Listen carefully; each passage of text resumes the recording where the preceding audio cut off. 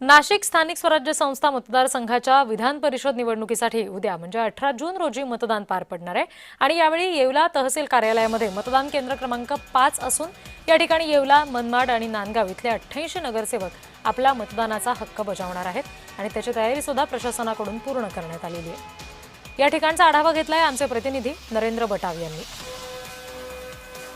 नाशिक स्थानिक स्वराज्य संस्था विधान परिषदेची निवडणूक उद्या 18 जून रोजी पार पडणार आहेत। आपण बघितलं तर येवला येथे देखील मतदान केंद्र असून या ठिकाणची जी तयारी आहे ती परिपूर्ण झालेली आहे।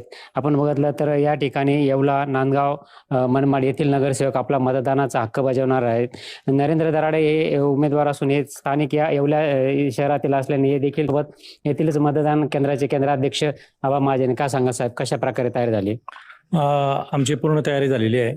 18 तारखेला सकाळी 8 ते 4 या दरम्यान होणार आहे आणि या ठिकाणी येवला सोबतच येवला, नांदगाव आणि मनमाड येथील नगरसेवकांचं मतदान येवलाच या ठिकाणी होणार आहे। किती मतदार आहे? 88 मतदार आहेत आणि आमचं 3 कर्मचाऱ्यांचं पथक आहे आणि पुरेसा पोलीस बंदोबस्त देखील या ठिकाणी ठेवण्यात आलेला आहे।